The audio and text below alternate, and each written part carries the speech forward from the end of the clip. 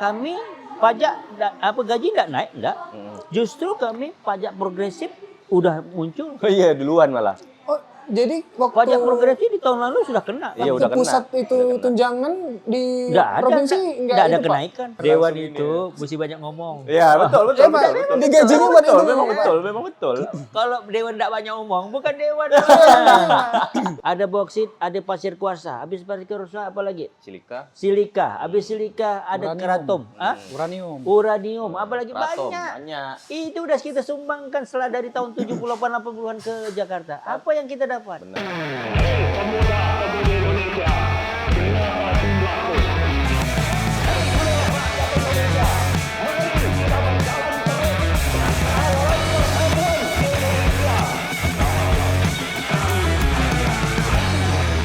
Tenang Pak, saya sudah di sini. Padahal kalau kita juga perhatikan sebenarnya fenomena pusat yang bikin itu nge-trigger ya, benar? Iya nggak Bang? Betul. Jadi kalau saya baca situasi politik, saya mau keluruskan juga bahwa DPR itu tidak memisahkan Ruang latar belakang manapun. Ya. Tadi mahasiswa atau non mahasiswa tidak. Tetapi lebih cenderung kepada esensi yang disampaikan. Benar. Saya setuju. Tapi tadi kan saya ingin pisahkan seperti tadi aspirasi yang disampaikan oleh di Polda untuk menuntut kalau tidak salah dikeluarkannya teman-teman ya kalian atau apa kejadian apa, lalu dipisahkan, lalu ditemukanlah barang. Oh, ada temuan barang kan? Ya, bom bom molotov molotov segala macam. Artinya hal itu apakah dapat dipertanggungjawabkan? Jadi di sisi lain ekspresinya boleh kita terima, tetapi apakah dapat dipertanggungjawabkan dalam koridor kemampuan dalam mempunyai daya desak? Karena kita ini daerah konflik, Kalbar daerah konflik. Kebetulan saya mediator konflik, Melayu Madura. Jadi betul, ini saya mediator konflik Melayu Madura. Jadi kalau saya kerjasama banyak pihak. Dulu saya di Komnas HAM, anggota Komnas, pimpinan Komnas HAM di Kalbar. Tetapi esensi yang dilakukan ini dia menjadi inline seperti di Jakarta. Begitu dia terjadinya ojol, eskalasi tinggi, kita terima ya, kita terima bahwa ini tadi abang sampaikan. Ini fakta-fakta lapangan yang memang eskalasi udah meninggi. Contoh yang kayak maksud. Kami gaji nggak naik, enggak. Justru kami pajak progresif udah muncul. Oh iya, duluan malah. Oh, jadi waktu Pajak progresif di tahun lalu sudah kena. Iya, udah kena. Pusat itu tunjangan di provinsi nggak ada kenaikan. Nggak ada kenaikan. Pajak progresif itu muncul. Dan status kami ini kan bukan seperti burung Garuda, bisa menentukan sendiri. Lambang kami ini sama dengan provinsi. Iya. Lambangnya sama. Jadi maka disebut dengan DPR dan pemerintah provinsi atau kabupaten kota itu lambangnya sama, disebut pemerintah. Iya. Maka misal kenapa kami ke Jakarta kemarin itu karena dead end waktu. Dia itu ada tahapan yang harus dipenuhi. Apabila terlambat maka bergeser semua. Maka kami paksa itu berangkat ke Jakarta untuk memenuhi ini. Supaya ini di pemerintah juga bisa mengerjakan di pemerintah provinsi.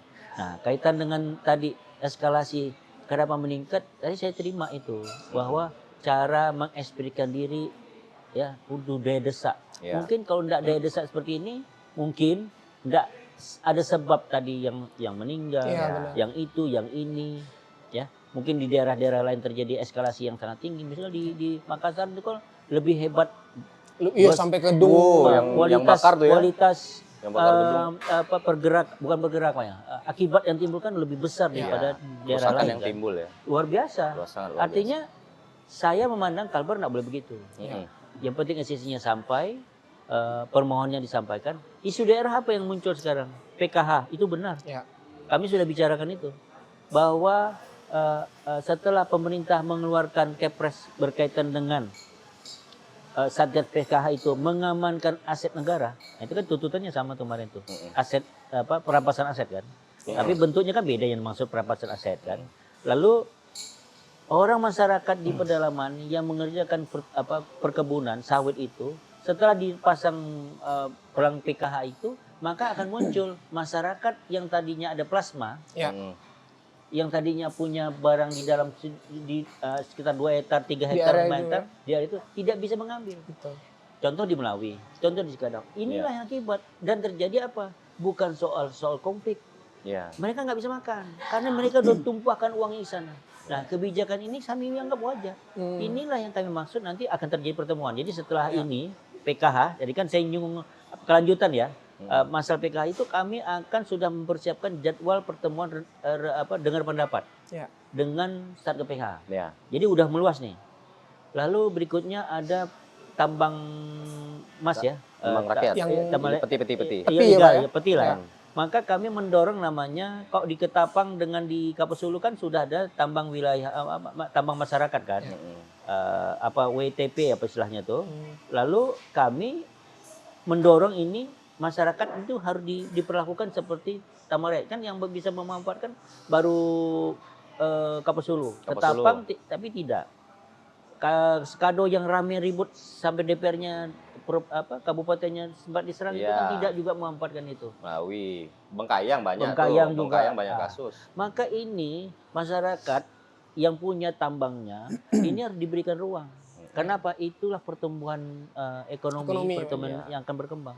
Jadi kalau desa itu udah bertumbuh, dia ada produk one village one produk itu, dia misalnya emas, dia mempunyai hal tertentu, maka pertumbuhan ekonomi itu bagus di tingkat daerah. Maka kita manfaatkan kecanggihan media sosial itu berkembang. Ya artinya nggak jauh saya ngomong ya. Bapak menyinggung sosial media, Bapak sendiri berarti sosial media aktif Pak? Aktif. Itu juga jadi saluran ini nggak Pak? Aspirasi buat rakyat? Saya hari kedua gimana, itu ada 182.000. 182.000 yang saya setelah hari kedua itu saya munculkan di. Apa tanda pening? Iya, 182.000 yang tersebar, yang reaktif ya, yang video saya berkembang. Kemudian di share itu 330 sekian. Komentar itu tapi rata-rata positif. Iya. Rata-rata positif. Saya ya. Yang menyatakan memang ada kritikan, Pak gimana Pak soal ini, soal bedah rumah pun saya disinggung. Disinggung nggak? Padahal bukan wilayahnya ya Pak ya? Enggak, saya memang mengadakan bedah rumah. Saya kerjasama dengan Komisi 5 DPR di Boyman Harun. Memang setiap udah 5 tahun ini saya bedah rumah, bedah WC, jalan terus untuk masyarakat Kota Pontianak. Iya sih. Jadi maksudnya apa yang saya sampaikan ini, maka saya tidak nutup diri. Masih banyak orang susah sebenarnya. Tapi bagaimana caranya kebijakan itu berpihak kepada masyarakat. Contoh, ini agak banyak ngomong ya. Wajar mungkin karena konstituennya banyak. Jadi gini. Mendengar. Dewan itu mesti banyak ngomong. Iya, betul. Digajinya buat itu. Memang betul. Kalau dewan tidak banyak ngomong, bukan dewan. Itulah fungsi kedewanan namanya. Kalau orang kampung kita bilang banyak ngomong kok nih. Inilah dibayar kan itu, gitu. Kalau gini rela nih saya pajak. Karena dibayar buat ngomong memang. Jadi terukur saya. Jadi tidak begitu. Contoh, saya udah ngeributkan betul beberapa bulan sebelumnya. Itu soal dana bagi hasil. DBH. Tiba-tiba dana bagi hasil itu